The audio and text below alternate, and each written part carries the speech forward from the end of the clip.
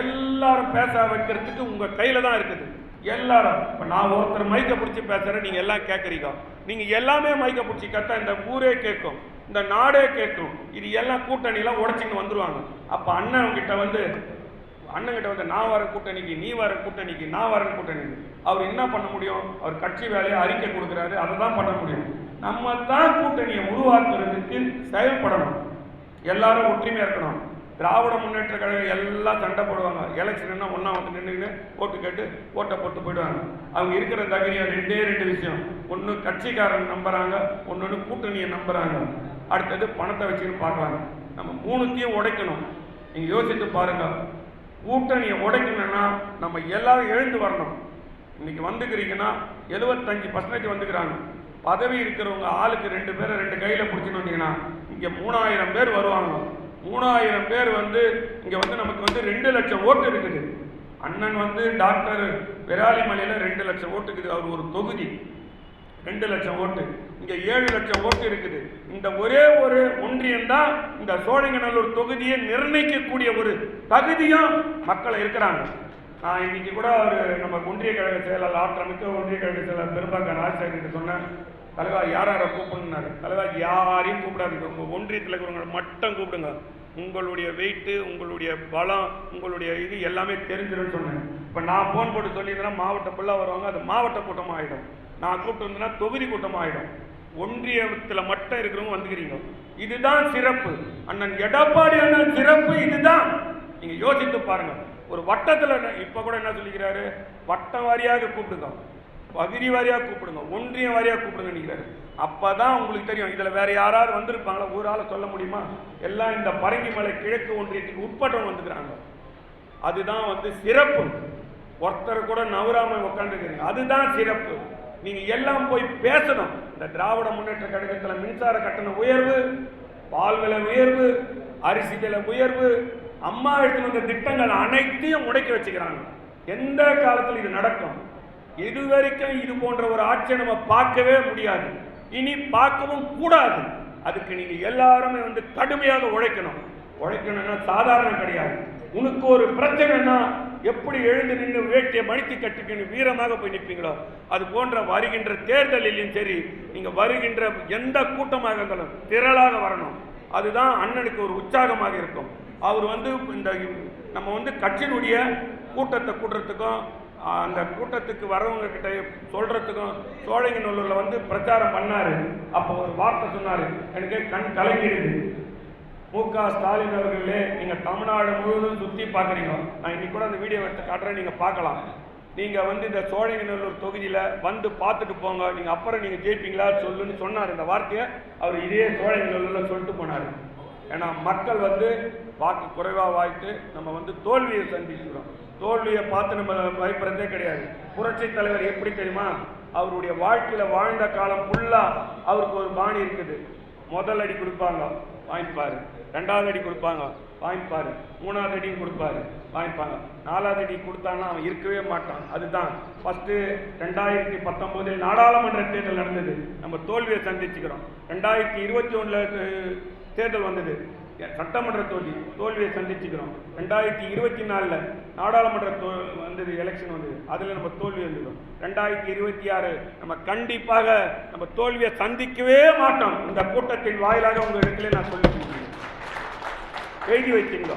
அது எப்படின்னு சொல்லுவீங்க, அதுக்கெல்லாம் கால்குலேஷன் போட்டு கணக்கு போட்டு வச்சுக்கிறார். சின்ன ஒரு டிப்ஸ் உங்களுக்கு கொடுத்ததான். நீங்கள் ஆளுக்கு 2 பேர் எந்த விஷயமா இருந்தாலும் எந்த விஷயம் 2 பேரை பிடிச்சிருவாங்க. பூத்து கமிட்டி வலிமையாக போடுங்க, கண்டிப்பாக நம்ம ஜெயிக்கிறோம். ஒரு பூத்துக்கு 1000 வாக்குகள் இருக்கிறது. ஒரு பூத்தில் 10 பேர் போடுறோம். நம்ம வந்து 1000 பூத்தில் 100 ஓட்டை நம்ம பிரித்து ஒருத்தர்கிட்ட ஒப்படைச்சிடணும். அதுக்கு தான் ஃபார்ம் வந்து இன்றைக்கி ஒன்றிய செயலாளர்கிட்ட கொடுக்க போகிறோம். நல்லா யோசித்து பாருங்க. இந்த ஃபார்ம் கொடுக்க போகிறோம். ஒரு பூத்துக்கு 2 ஃபார்மு, 2 ஃபார்மில் நீங்கள் 10 பேர் போடணும். போட்டதுக்கப்புறம் எல்லாருமே உங்ககிட்ட ஓட்டு கேட்குறாங்க. புரட்சி தலைவரும் ஓட்டு கை தூக்கி ரெட்டலிக்கு போடுன்னு கேட்குறாரு. புரட்சி தலைவர் அம்மாவும் கேட்குறாங்க. அண்ணன் எடப்பாடி உங்களை கையெடுத்து கும்பிட்டு கேட்குறாரு. நீங்கள் எல்லாரும் கடுமையாக வேலை செய்து நீங்கள் வந்து வேலை செஞ்சு இந்த பூத்து கமிட்டியை மட்டும் சரியாக அமைச்சிட்டீங்க. நீங்கள் கவலையே படத்தால ஆட்சி அண்ணன் எடப்பாடி அண்ணன் 2026 மீண்டும் முதலமைச்சராக வராரு. நீங்கள் யாரும் மாற்ற முடியாது, இதுக்கு முன்னாடி வந்தது அம்மா அருளால் அம்மாவுடைய ஆசீர்வாதத்தில் முதலமைச்சர் ஆனார். இன்னைக்கு வந்து ரெட்டாலேயே அண்ணனே சுயமா இது வந்து அண்ணன் ரெட்டாலேயே வாங்கியிருக்கிறாரு, கட்சியை வாங்கியிருக்கிறாரு, கொடியை வாங்கியிருக்கிறாரு, உறுப்பினர் புதுசாக சேர்த்திருக்கிறாரு, மொத்த மாவட்ட செயலாளர் அவர் பின்னாடி இருக்கிறாங்க. இதை விட வேற என்ன வேணும்? அதிமுக ஒரு பலம் நீங்க யோசித்து பாருங்க. இப்ப வந்து நம்ம வலிமையான ஒரு பூத்து கமிட்டி அமைக்க வேண்டும். அமைச்சா 2026 நீங்கள் கண்டிப்பாக மாற்றமே கிடையாது. இப்ப வந்து முன்னாள் அமைச்சராக இருக்கிறார் அண்ணன் வந்து விஜயபாஸ்கர், MS ஆனந்தன். கண்டிப்பாக அடுத்த கூட்டம் 2026 நம்ம வைக்கிறோம். அதில் அமைச்சராகவே வருவாங்க. அவங்க எந்த மாற்றமும் கிடையாது. ஏகி வைத்து சொல்லுங்க.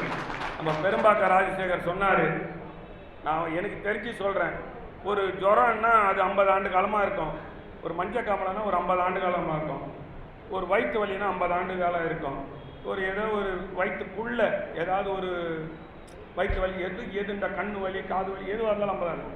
ஏன்னா இந்த கொரோனான்றது எனக்கு வாயில் கூட வராது, அந்த ஒரு வார்த்தையே வராது. என்ன நோய் அது என்னன்னு தெரியல, யாருக்குமே தெரியல. அதிலே வீடு கட்டி அடிச்சவர் தான் நம்ம விஜயபாஸ்கர். என்னன்னோ போட்டுன்னு போனாங்க. உலக நாடே முடிக்குது இதை எப்படா குணப்படுத்துறதுன்னு. எங்கள் அண்ணன் விஜயபாஸ்கர்கிட்ட வந்து கேட்டு போயிருந்தாங்கன்னா அவங்க எத்தனையோ உயிரை காப்பாற்றிருக்கலாம்.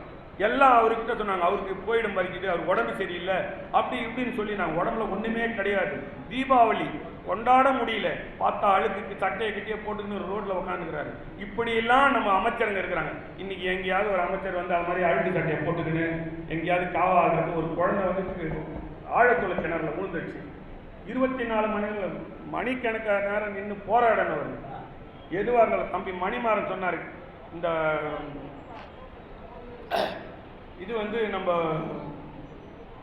காளைகள் இது அடக்கிறதுக்கு அதுக்கு வந்து நாயகன் சொல்லி அதை உருவாக்குனது இவர் தான். ஏன்னு கேட்டால் அவர் வீட்டில் வந்து எல்லாமே அந்த ஜல்லிக்கட்டு காளைகளை வளர்க்கக்கூடிய ஒரு இது காளை இறந்துச்சு. அவங்க வீட்டில் ஒரு குழந்தை இறந்துட்ட மாதிரி அழுது பார்த்தேன் நான். அவருடைய காளைக்கு வந்து சாப்பாடு கொடுக்குறா இருப்பார், அவரு கூட குறைவாக சாப்பிட்ற. நம்ம கேட்டேன், என்னன்னா நீங்கள் நான் டயட் கண்ட்ரோல்ன்றார். அவங்களுடைய காளைக்கு அந்த மாதிரி கொடுக்குறாரு. எனக்கும் காளைகளை ரொம்ப பிடிக்கும். ஏன்னா நான்லாம் வந்து இன்றைக்கும் பால் கறப்பேன், அவருக்கு பால் கறக்குமா தெரியாது, நான் பால் கறப்பேன், காளை குழம்பு பிடிச்சி போவேன், எல்லா பழக்கத்தையும் நான் வைத்திருக்கிறேன், எல்லா வித்தைகளும் தெரியும், எல்லாமே தெரியும். காரணம் என்னவென்றால் அது போன்ற இருந்தால் தான் நம்ம அரசியலில் நிலைத்து நிற்க முடியும். அண்ணன் வந்து அவங்க ஊரில் வந்து அவர் தான் இன்னைக்கு எல்லாமே 6 தொகுதியை பார்க்குறாரு. அதே போல் மனித சங்கிலி வந்து நம்ம அண்ணன் வந்து இப்போ இந்த கூட்டத்தை நடத்த சொன்னார், இது நடத்தினுக்கிறேன். இன்னைக்கு அடுத்தது வந்து கொலப்பாக்கத்தில் நம்ம குன்றத்தூர் ஒன்றியத்தில் நடக்க போகிற இட்டுன்னு போகிறோம். அவர் வரவே மாட்டேன், எனக்கு நிறைய வேலைக்கு எங்கள் தொகுதியில் பண்ணணும்னாரு. ஏன்னா இது வந்து சிறப்பு வாழ்ந்த தொகுதி, இந்த தொகுதி ஜெயிக்கணும்னா நீங்கள் வந்தால் தானே. என்னப்பா நீ இப்படி எனக்கு வார்த்தையை வச்சுட்டு என்னால் அவாய்ட் பண்ணவே முடியலன்னு. ஃபோனு சுவிட்ச் ஆஃப். ஒன்றிய செயலாளர் வருவாரா வரமாட்டான்னு ஒரு பயம், ஒன்றுமே கிடையாது. ஆனால் அவர் அன்றைக்கி சொல்லிட்டு போயிட்டார், நான் வருவேன், கரெக்டாக வருவேன், போயிடுறேன், நீ கவலையப்படாத சொல்லிட்டார். ஆனால் பார்க்குறேன் காலையில் அவரே எனக்கு ஃபோன் போடுறாரு, ஆனால் எத்தனை மணிக்கு நான் வரேன். ஆனால் ஒரு 9 மணிக்கு அங்கே கூட்டம் கூடுறதுலாம் கொஞ்சம் லேட் ஆகும், நான் ஒரு 9:15 வந்துடுறேன். பார்த்தா 9:15 ஃபோன் அடிக்கிறார், வந்துட்டார், நம்ம ஆஃபீஸ் அடிக்கிறேன், ஓடி அதனால் ஏறின்னு வந்துட்டோம். அவர் இந்த மக்கள் எத்தனை மணிக்கு வருவாங்க? அவர் சாதாரண டாக்டர் இல்லை, கை பிடிச்சி பார்க்குறதில்ல, கழகத்திலையும் அவருக்கு நாடி பிடிச்சி பார்க்குற டாக்டர். அவர் எனக்கு சொல்கிறாரு 10:15 மேலே தான் கூடுவாங்க, நீ ஏன் மாவட்டம் அர்ஜென்ட்டு பண்ணிருக்கிற, அவசரப்படாத, நம்ம போகலாம் பொறுமையான்ட்டு இட்டுன்னு வராரு. இது போன்ற எந்த துறையாக இருந்தாலும் சரி மனிதாபம் உண்டு அவருக்கு.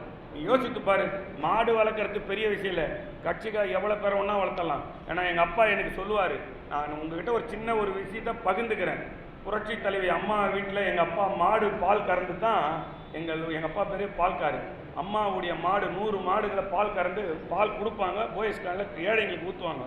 எங்கள் அப்பா வந்து சொல்லுவார், டேய் நீ உனக்கு ஜான் வயிறுடா, மாட்டுக்கு வயிறே மாடு தாண்டா, நீ பாடுறா மாடுக்கு இவ்வளோ பெரிய வயிறு இருக்குடா, அதனுடைய பசியை உணருங்கடா, நீங்கள் நல்லா சாப்பிட்டு தூங்குறீங்க, எழுந்துக்க மாட்டேங்க.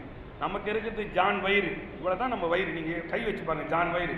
நான் மாடுக்கு காளைக்கெல்லாம் வயிறே தான் இதுவாக இருக்கும், அவ்வளோ பெரிய இது இருக்கும், அதுக்கு எவ்வளோ பசி இருக்கும், அதுக்கெல்லாம் தீனி போட்டு இன்றைக்கி எத்தனையோ மாடுகள் இருக்குது. நான் கண்டிப்பாக ஒரு ஊரில் போய் அந்த மாடெல்லாம் பார்க்கணும். நான் ஒரு வாட்டி எலெக்ஷனுக்கு போனேன், பார்த்துருக்குறேன், இன்னொரு வாட்டி போனோம். அது போன்ற இன்னைக்கு நான் ரொம்ப அதிசயமாக பார்த்த விஷயம் ஒன்று என்னன்னு கேட்டால், அண்ணே பதட்டம் ஆகாதீங்கண்ணா, ரொம்ப கேஷுவலாக இருக்குண்ணா. கூட்டம் வந்து 10:30 மணிக்கு தானே கூடும். நீ ஏன்னா 10 மணிக்கெலாம் போயிடலான்னு சொல்கிறேங்க. இங்கே வந்து பார்க்குற கரெக்டாக 10:30 மணிக்கு வர கூட்டம் இருக்குது.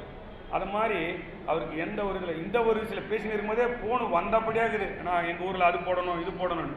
அவங்க ஊரில் எத்தனை வேலைகள் இருக்கும், இருந்தாலும் நமக்காக ஒதுக்கி அவரை இட்டுன்னு வந்தால் கூட 100 அமைச்சர் வர இட்டுன்னு வந்துக்கிறாரு. எவ்வளோ பெரிய சிறப்பு அது, நீங்கள் யோசிச்சுட்டு பாருங்கள். அதனால் இதெல்லாம் வந்து கை தட்டுறதுக்காக பேசுறது கிடையாது, உங்களுக்கு மனசில் பதிய வைக்கிறதுக்காக. தனக்குன்னு ஒரு ஒர்க்கை கொடுக்குறோம், தனக்குன்னு ஒரு பொறுப்பை கொடுக்குறோம். அந்த பொறுப்புக்கு ஏற்ற வேலையை நீங்கள் செய்யணும். இப்போ நான் ஒரு மாவட்ட செயலாளர்னா நான் என் வேலையில் குறை கூட இருக்கும், அது கரெக்டு. ஒன்றிய செயலாளர்னா அது ஒரு குறை இருக்கும், அது வேலை. ஆனால் உங்களுக்கு கொடுக்குற வேலையை குறையே இருக்கக்கூடாது. இந்த பூத்தை வந்து கடுமையாக அதை ரொம்ப ஆராய்ச்சி பண்ணி போடணும். போட்டால் தான் நம்ம 2026 ஆட்சி பிடிக்க முடியும். அதுக்கு மேலே நிறைய பேச வேண்டியது இருக்குது, நிறைய சொல்ல வேண்டியது. அதெல்லாம் அவர் நம்ம கூட்டுன்னு வந்துக்கிற அண்ணன் டாக்டர் விஜயபாஸ்கர்